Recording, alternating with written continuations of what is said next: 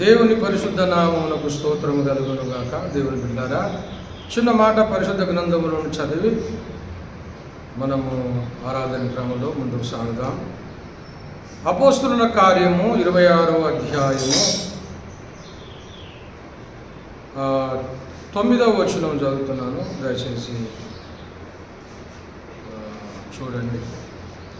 నజరేయుడైన యేసు నామమునకు విరుద్ధముగా అనేక కార్యములు చేయవలనని నేను అనుకొంటిని. దేవుడి యొక్క వాక్యమును మన వినికిడిలో దీవించునుగాక. దేవుని బిడ్డలారా, చదవబడిన లేఖన భాగంలో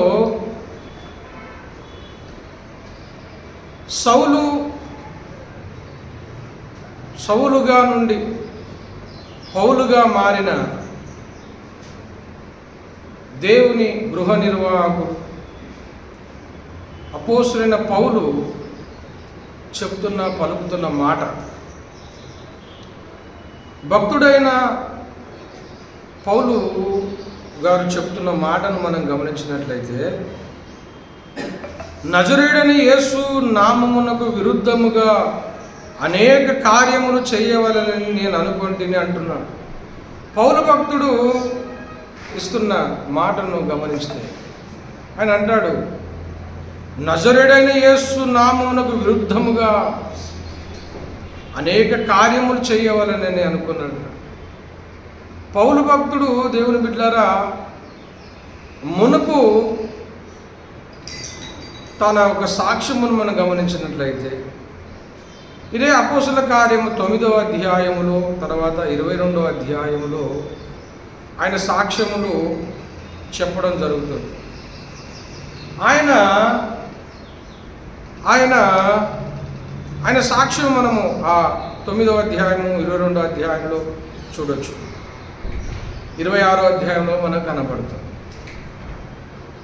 ఆయన యొక్క ఆలోచన ఎలాగో ఉన్నది అని తన సాక్ష్యం చూడగలిగితే, ఆయన ఎలాంటి మరి ఆలోచన కలిగి ఉన్నాడు అంటే, ఆ 10వ వచనం చూడండి. యెరూషలేములో నీలాగున చేసి తిని నేను ప్రధాన యాజకుల అధికారమును పొంది పరిశుద్ధులను అనేకులు శిరసాలు వేయించి వారిని చంపినప్పుడు సమ్మతి చేసి తిని అనేక పర్యాయములు సమాజ మందిరంలో వారిని దండించి వారి దేవదూషణ చేయనట్లు బలవంతము చేసి తిని పెట్టజూసి తిని మరియు వారి మీద మిక్కిలి క్రోధము గలవాడన ఇతర పట్టణమునకు వెళ్ళి వారిని హింసించుచుంటిని. అందు నిమిత్తము నేను ప్రధాన యాజకుల చేత అధికారులకును ఆజ్ఞయు పొంది దమస్కునకు పోవుచుండగా. దేవుని బిడ్డారా, ఇవన్నీ కూడా మరి ఒకప్పటి సౌలు, ఇప్పుడు పౌలుగా చెప్పబడుతున్న ఒకప్పటి సౌలు చేసిన పనులు ఇవన్నీ. దేవుని బిడ్డారా, క్రీస్తు మార్గమునకు విరుద్ధంగా తిరిగినవాడు, 9వ అధ్యాయములో చూడండి, 9వ అధ్యాయం 1వ వచనం. సౌలికను ప్రభు యొక్క శిష్యులను బెదిరించుటకును హత్య చేయుటకును తనకు ప్రాణాధారము అయినట్టు ప్రధాన యాజకులని యొద్దకు వెళ్ళి ఈ మార్గమందు పురుషులనైన స్త్రీలను కొనిన ఎడల వారిని బంధించి యెరూషలేము తీసుకుని వచ్చుటకు దమస్కులోని సమాజముల వారికి పత్రికలిమ్మని అడిగాను. దేవుని బిడ్డారా, క్రీస్తు మార్గమును నడుస్తున్న వారికి ప్రభు యొక్క శిష్యులను బెదిరిస్తూ హత్య చేయుటకును ప్రాణాధారమైనట్టుగా తాను భావించాడు. క్రీస్తు మార్గమును నడుస్తున్న వారికి హింసించడానికి, బెదిరించడానికి, హత్య చేయడానికి. దేవుని బిడ్డలారా, ఆయన అంటాడు 26వ అధ్యాయంలో ఆయన చెప్తున్నప్పుడు చూడండి, 10వ వచనములో, పరిశుద్ధులను అనేకులను చెరసాల వేయించి వారిని చంపినప్పుడు సమ్మతించి తిని అన్నాడు. చంపినప్పుడు సమ్మతించిన విషయం ఎక్కడంటే, మరి స్టెఫెను హతసాక్షి అయినప్పుడు మరి అక్కడ సౌలు అక్కడ సమ్మతించాడు అన్నమాట. ఇంతగా మరి వ్యతిరేకంగా తిరిగిన ఈ పౌలు దేవుని మార్గం, ఈ మార్గం, క్రీస్తు మార్గం వ్యతిరేకంగా తిరిగాడు, హింసించడానికి, బెదిరించడానికి. ఆ పని ప్రాణాధారముగా అయినట్టుగా తాను చూశాడు. దేవుని బిడ్డ ప్రాణాధారముగా అయినట్టు చూశాడు. ఇలాంటి పరిస్థితి ఆయన చేశాడు అంటే తిమోతిలకు రాసిన పత్రిక ఆయన ఎలాంటి ఆలోచన కలిగి ఉన్నాడు చూడండి. తిమోతికి రాసిన మొదటి పత్రిక 1వ అధ్యాయం 12వ వచనం, పూర్వమును దూషకుడను హింసకుడను హానికరుడనైన నన్ను తన పరిచర్యకు నియమించి అన్నాడు. పూర్వము దూషకుడను హింసకుడను హానికరుడను. పూర్వం ఎలాంటి వాడిన హింసకుడు, దూషకుడు, హానికరుడు, ఇలాంటి కఠినమైన వ్యక్తి. ఇలాంటి వ్యక్తి దేవుని బిడ్డలారా ఆయన చేస్తున్న ఆలోచన ఏంటంటే నజరుడైన యేసు నామమునకు విరుద్ధంగా ఆయన వ్యతిరేకంగా తిరిగాడు. అలాంటి పరిస్థితిలో ఉన్న ఈ సౌలు ఎప్పుడైతే దేవుని దర్శనము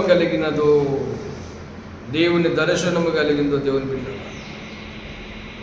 ఎప్పుడైతే ఇలాంటి కఠినమైన స్థితిలో ఉన్న సౌలు ఒకసారి దమస్కులో దేవ దర్శనం ఆయనకు కలిగింది. దమస్కులో దేవ దర్శనం కలిగింది. దయచేసి చూడండి దేవుని బిడ్డలారా, 14వ అధ్యాయం 13వ 26, 13. రాజా, మధ్యాహ్నమందున చుట్టూ నాతో కూడా ఉన్న వారిని చుట్టూ ఆకాశము సూర్యము తేజస్సు కంటే మిక్కిలి ప్రకాశమైన యొక్క వెలుగు త్రోవలో ప్రకాశించుట చూసి తిని మేమందరము నిలబడినప్పుడు సౌలా సౌలా నన్నెందుకు హింసించుచున్నావు? మునికొలలకు ఎదురు తన్నుట నీకు కష్టమని హెబ్రీ భాషలో ఒక స్వరము నాతో పలుకుట వింటున్నట్టు. దేవుని బిడ్డలారా, ఎప్పుడైతే దేవ దర్శనము దమస్కులో సౌలుకు కలిగిందో అప్పుడు దేవుని బిడ్డలారా తన కనుల నుండి పొరలు రాలిపోయాయి.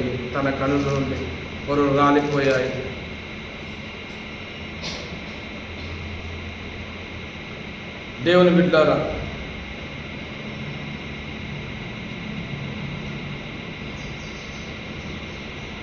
తన కనుల నుండి పొరలు రాలిపోయాయి. 9వ అధ్యాయంలో చెప్పబడుతుంది 18వ వచనం, అప్పుడే అతని కనుల నుండి పొరల వంటివి రాలగా దృష్టి కలిగి లేచి బాప్తిసం పొందెను. తర్వాత ఆహారం పుచ్చుకొని బలపడెను.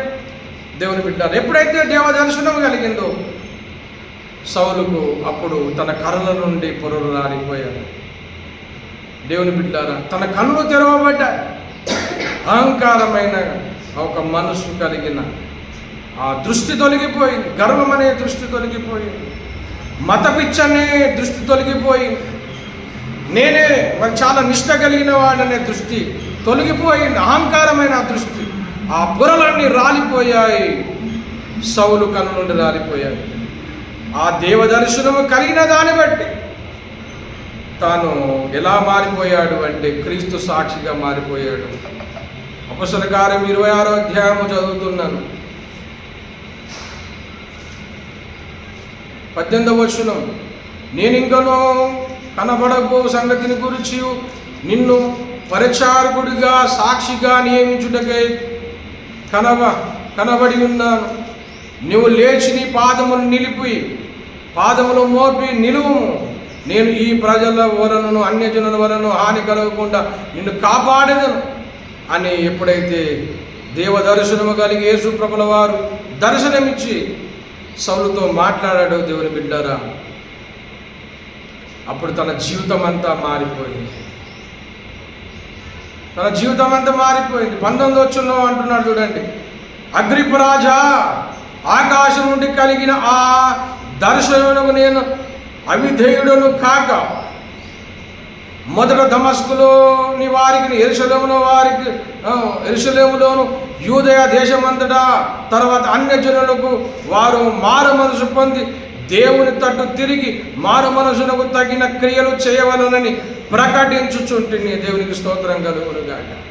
దేవుని బిడ్డారా, ఎప్పుడైతే దేవదర్శనం కలిగిందో తన కళ్ళ నుండి పొరలు రాలిపోయాయి, మారు మనసు కలిగింది. మరి అనేకులకు క్రీస్తు వార్త ప్రకటిస్తున్నాడు. అన్యులకు, యూదయ అంతటా కూడా, యెరూషలేము అంతటా కూడా క్రీస్తే నిజమైన రక్షకుడని ప్రకటిస్తున్నాడు, సువార్త ప్రకటిస్తున్నాడు. ఎప్పుడైతే యేసు ప్రభుల వారిని గురించి ప్రకటిస్తున్నాడో, యేసు రక్షకుడని ప్రకటిస్తున్నాడు, యేసు సర్వ మానవాళి కోసము ఈ లోకంలో ప్రాణం పెట్టి మరణించి మూడో దినమున లేచాడని ప్రకటిస్తున్నాడు. ఆ సువార్త ఆ కాలంలో ఉన్న మరి యూదులకంతా వ్యతిరేకంగా అనిపించింది. వాళ్ళు నమ్మడంలో అవిశ్వాసం కలిగినారు. కనుకనే వాళ్ళు ఏమంటున్నారంటే, ఈ నూతన జన్మ, దేవుని బిడ్డారా, తిరిగి వ్యక్తి బ్రతకడం, చనిపోయిన వారు బ్రతకడం అనేది వాళ్ళు నమ్మడం లేదు.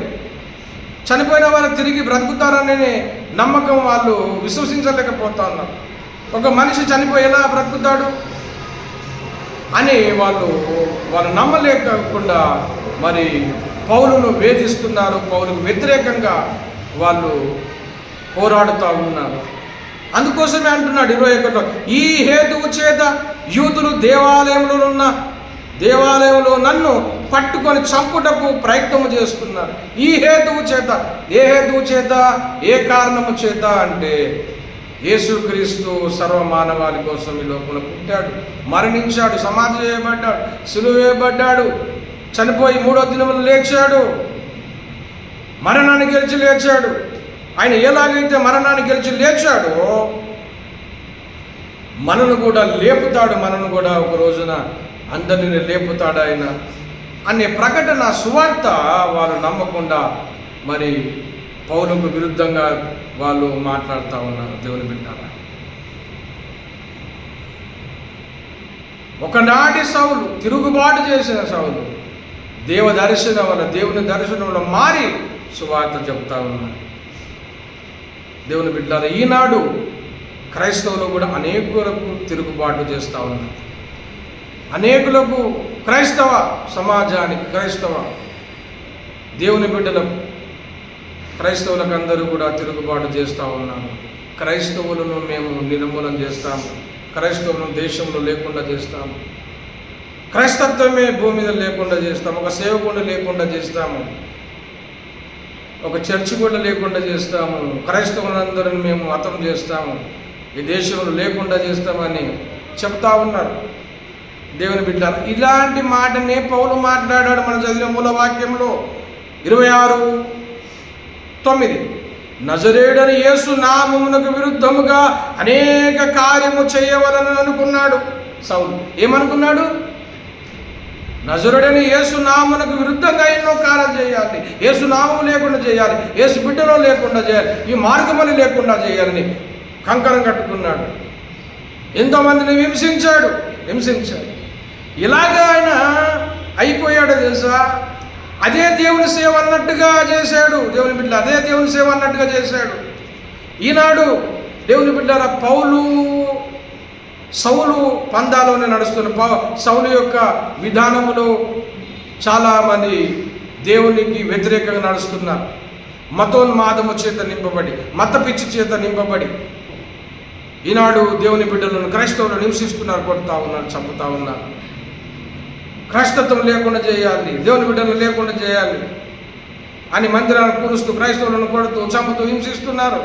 అసలు ఈ దేశంలో క్రైస్తత్వం ఉండకూడదు, యేసు అని ప్రకటనని, ఇక్కడ సువార్తనే ప్రకటించొద్దని అందరూ కూడా లేస్తూ ఉన్నారు. ఎన్నెన్నో మరి తిరుగుబాటు చేస్తూ ఉన్నారు. దేవుని బిడ్డ యేసు నామమే లేకుండా చేయాలి, యేసు విరుద్ధంగా ఎన్నో నినాదాలు చేస్తున్నారు. ఎన్నో సంఘాలు, సంస్థలు స్థాపిస్తూ యేసు విరుద్ధంగా పోరాడుతూ ఉన్నారు. దేవుని బిడ్డలారా, ఒక విషయాన్ని నేను విన్నవిస్తున్నానంటే తెలుసా, ఒకనాటి సౌలు ఇలాగే ప్రవర్తించాడు. యేసు నామం ఉండొద్దు, యేసు భక్తులు ఉండొద్దు, యేసు ప్రచారం ఉండొద్దు, హింసిస్తా చంపుతా చేస్తా అన్నవాడు. అదే ప్రాణాధారమైనట్టుగా, అదే దైవ సేవ అన్నట్టుగా ప్రవర్తించాడు. యోహాను సువార్త 16వ అధ్యాయంలో మాట మనకు కనబడుతుంది. 2వ వచనము. ప్రతివాడు తాను దేవునికి సేవ చేయుచున్నానని అనుకొని కాలము వచ్చుచున్నది, ఏ సేవ చేస్తున్నానని వారు మిమ్మును సమాజ మందిరములో నుండి వెలివేయుదురు. మిమ్మును చంపు ప్రతివాడు, క్రైస్తవులను చంపు ప్రతివాడు. అమ్మా, సమాజ మందిరం నుంచి వెలివేసి వారిని చంపి హింసిస్తూ చేస్తున్న ఈ పనులట ఎలాగున్నాయో తెలుసా? అది దేవుని సేవగా భావిస్తున్నారు. దేవుని బిడ్డను చంపడం, హింసించడం అనేది దైవ సేవ అనుకుంటున్నారు, ఇదే భక్తి అనుకుంటున్నారు.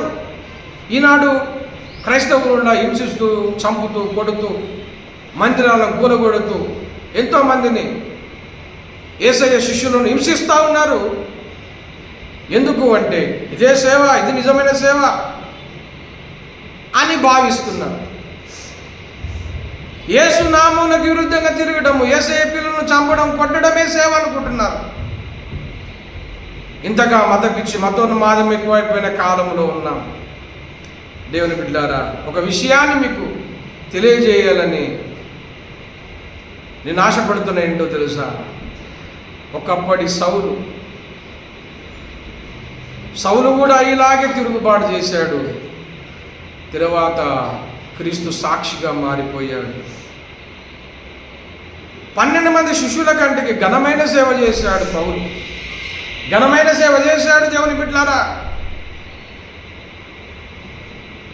దేవుడు ఒక మాట అన్నాడు, సౌలాను మునికొలకు ఎదురు తన్నుతున్న. మునికొల అంటే ఏంటో తెలుసా? పశువులను మేపేవాళ్ళు ఒక ఉంటారు, కట్టెకు ముందు చిన్న మొల పెడతారు. ఆ మొల పెట్టి ఆ పశువులను వినకపోతే దాంతో పొడిచి దాన్ని చక్కర చేస్తుంటారు అన్నమాట. అంత మొల ఉంటుంది. ఆ మొలతో కూర్చుంటే ఎంత గాయంగా ఉంటుందో, ఎంత గాయం ఉంటుంది. దాన్ని తన్నలేము. తందరా ఎవరైనా? ఆ మునికొలని ఎవరు దాన్ని తందరా? ఎంత గాయం ఉంటుంది. ఆ మునికొలను తనడం ఎంత కష్టమైన పరిస్థితో, దేవుని సేవకు విరుద్ధంగా ప్రయత్నం చేయడం కూడా అంతే కష్టమైన పరిస్థితి అని దేవుడు యేసు ప్రభుల వారు చెప్తా ఉన్నాడు. సౌలాను మునికొలకు విరుద్ధంగా ఎదురు తన్నుచున్నది నీకు కష్టమైన పని అని చెప్తున్నాడు. యేసు సేవకు విరుద్ధంగా తిరుగుతున్న, యేసు సేవకు చేస్తున్న తిరుగుబాటు అంతా కూడా చాలా కఠినమైన పని. యేసుకు విరుద్ధంగా చేస్తూ, యేసు బిడ్డలకు హింసిస్తూ, గాయపరుస్తున్న వాళ్ళు అందరూ కూడా తమకు తానే పెడుతున్నారు, తమకు తానే హింసించుకుంటున్నారు, తమకు తానే శిక్షలో పడుతున్నారు, శ్రమలో పడుతున్నారు. యేసయ్యను కానీ దూషిస్తున్నవారు, యేసయ్య శిష్యులను హింసిస్తున్నవారు, వారందరూ కూడా తమకు తామే హింస పొందుతున్నారు, కష్టంలో పడుతున్నారు, శ్రమలో పడుతున్నారు, సమస్యలో పడుతున్నారు, చాలా ప్రమాదంలో పడుతున్నారని నేను ప్రకటిస్తున్నాను. దేవుని బిడ్డలారా, మునికొనలో తన్నడం ఎంత కష్టమైన పను. క్రీస్తు సేవను విరుద్ధంగా తిరగడం, యేసయ్య పిల్లల మీకు విరుద్ధంగా దాడి చేయడం కూడా అంత కష్టమైన పని. మీకే నష్టం. దేవుని బిడ్డలారా, యేసు నామమునకు విరుద్ధంగా ఎన్నో కార్యాలు చేద్దామనుకున్నాడు సౌలు. కానీ తన దర్శనము వలన మారిపోయాడు, యేసయ్య భక్తుడైపోయాడు. అలా చేయడము అసాధ్యము, చెయ్యలేడు. చేద్దామనుకుని బయలుదేరాడు సౌలు. కానీ దమస్కులో దేవుడు దర్శనమిచ్చాడు, తన బ్రతుకు మారిపోయింది. చేద్దామని బయలుదేరాడు తప్ప తను ముగించలేడు. ఈనాడు ఎంతమంది బయలుదేరి క్రైస్తవ మతము లేకుండా, క్రైస్తవులు లేకుండా, యేసు లేకుండా, మందిరాలు లేకుండా, క్రైస్తవము లేకుండా చేద్దామని ఎంతమంది సంస్థలు పెట్టినా, ఎంతమంది బయలుదేరినా వాళ్ళు ఎప్పుడు కూడా దాన్ని ముగించలేరు. మధ్యలోనే నిర్మూలమైపోతారు. అది చరిత్ర చెప్తున్న సాక్ష్యం. నిర్మూలమైపోతారు. దేవుని బిడ్డ, నీరో చక్రవర్తి రోమ్ పరిపాలనలో 37వ శతాబ్దంలో జన్మించిన నీరో చక్రవర్తి 5వ చక్రవర్తిగా పిలువబడుతున్న నీరో చక్రవర్తి 68 క్రీస్తు శకం 68 వరకు ఆయన పరిపాలన చేశాడు. ఎంత కఠినముగా నీరో పరిపాలించాడు అంటే, రోమ్ పట్టణం కాలబెట్టి అది కాలుతున్న సమయంలో పిడేలు వాయిస్తూ ఆనందముతో ఎంజాయ్ చేస్తున్నాడు. పట్టణం కాలిపోతుంటే ఆనందించిన కఠినమైన చక్రవర్తి నీరో చక్రవర్తి క్రైస్తవులను బహుగా హింసించాడు. దేవుని బిడ్డలు, ఎలాగా వారి క్రైస్తవులను ఆయన హింసించాడో తెలుసా? ఒక స్తంభానికి ఒక క్రైస్తవుని, యేసు నమ్మిన అతనిని ఒక స్తంభానికి కట్టి తారు పూసి నిప్పట్టించి ఆ వెలుగులో విందు చేసుకునేవాడట. స్తంభానికి కట్టి ఒక విశ్వాసిని, యేసును నమ్మిన విశ్వాసిని స్తంభానికి కట్టి తారు పూసి అగ్గి పుట్టించి ఆ వెలుగు మండుతున్నప్పుడు ఆ వెలుగులో వీళ్ళు విందు చేసుకొని ఆనందించేవాడట, నవ్వుతుండేవాడట. అప్పుడు దీపాలు కాదు, మనిషి ఒక టార్చ్ లాగా పెట్టుకొని, ఒక టార్చ్ లైట్ లేదప్పుడు మనిషినే కాలబెట్టాల, ఆ కాలుతున్న వెలుగులో ఇతను ఆనందించాల. అంత క్రూరంగా ప్రవర్తించాడు. క్రీస్తును అంగీకరించిన వారిని అందరినీ కూడా ఒక మహా సభలో పిలిచి, సభా ప్రాంగణంలో పిలిచి 4-5 రోజులు ఆకలితో ఉన్న సింహములను వాళ్ళ మీకు వదిలేవాడండి. ఆ బహిరంగ సభలోకి వచ్చిన వేలాది మంది జన సమూహము చూస్తూ ఉన్నప్పుడు ఆ మధ్యలో ఆ గ్రౌండ్లో క్రైస్తవులను వదిలేసేవాడండి. యేసు నమ్మిన వాళ్ళు వదిలేసి సింహములను కూడా, ఆకలితో ఉన్న సింహాలను వదిలి అవి వాళ్ళని ముక్కలుగా తినేస్తూ ఉన్నప్పుడు ఆనందించేవాడట. క్రైస్తవులను ఉంచొద్దు, హింసించాలని చెప్పేసి నీరో చక్రవర్తి ఆ సభను చూడడానికి వచ్చిన వేల మంది సమూహం అంతా కూడా ఏం చేశారు తెలుసా? యేసు కోసం వాళ్ళ ప్రాణాలైన సింహములకు ఆహారం అయిపోయారు చూడండి అని చెప్పి ఇంకా వేల మంది యేసు ప్రభుల వారిని నమ్మారంట. దేవునికి స్తోత్రం కలుగునుగా. దేవుని బిడ్డలారా, ఎంత హింస ఎక్కువైపోతుంటే అంత క్రైస్తత్వము వెలిగిపోయింది, అంత క్రైస్తత్వము ఎక్కువైపోయింది. యేసు మీద ఉన్న విశ్వాసం ఎక్కువైపోయింది. ఎంత హింస కలుగుతూ ఉంటే అంత క్రైస్తత్వం ఎక్కువైపోయింది. యేసు యందు విశ్వాసం ఎక్కువైపోయింది. నీరో చక్రవర్తి ఇంత హింసించాడు కదా, ఇప్పుడు నీరో చక్రవర్తి కాలగర్భములో కలిసిపోయాడు, కానీ ఇంకా క్రైస్తత్వం ఉంది, యేసయ్య పిల్లలు ఉన్నారు. దేవునికి స్తోత్రం కలుగునుగా. హల్లెలూయా. నీరో చక్రవర్తి లేడండి, ఎప్పుడో గర్భం కలిసిపోయాడు, అంతమైపోయాడు, ఘోరమైన మరణము, పారిపోయాడు, చనిపోయాడు. ఆయన క్రైస్తత్వం లేకుండా చేద్దామనుకున్నాడు, కానీ ఆయననే లేడండి. క్రైస్తత్వం ఇంకా ఉంది, క్రీస్తు మార్గం ఇంకా ఉంది, క్రీస్తు సువార్త ఇంకా ఉంది, క్రీస్తు ఇంకా ఉన్నాడు. నిర్మూలం చేద్దామన్న వాళ్ళే నిర్మూలం అయిపోయారు, కాలగర్భంలో కలిసిపోయారు. అలాగున సీజర్ అనే రాజు, చాలామంది, హిట్లర్, చాలామంది క్రైస్తవులు దాడి చేశారు. ఇప్పుడు ఉన్నారా వాళ్ళు? వెళ్ళిపోయారు, కాలగర్భంలో కలిసిపోయారు. కానీ క్రైస్తత్వం లేదా, యేసు మతం లేదా, యేసు మార్గం లేదా, సువార్త లేదా? ఉంది. దేవుని బిడ్డలారా, సౌలు అనే వ్యక్తి కూడా నజరుడైన యేసు నామమునకు విరుద్ధంగా ఎన్నో కార్యాలు చేద్దామనుకున్నాడు, కానీ చెయ్యలేకపోయాడు. చేద్దామనుకున్నాడు, చేయలేకపోయాడు. ఈనాడు ఎంతోమంది యేసు మతము లేకుండా, యేసు శిష్యులు లేకుండా యూట్యూబ్లో చూస్తూ ఉన్నాం. ఒక్క పాస్టర్ అయినా లేకుండా చేయాలనే ఆశ, ఒక మందిరమైనా లేకుండా చేయాలనే ఆశ, ఒక పాస్టర్ అయినా బతికిపోతాడేమో అని భయపడుతున్నాను, ఒక పాస్టర్ అయినా ఉంటాడేమో, ఉండొద్దని నా బాధ, ఉంటాడేమో అని నా భయం.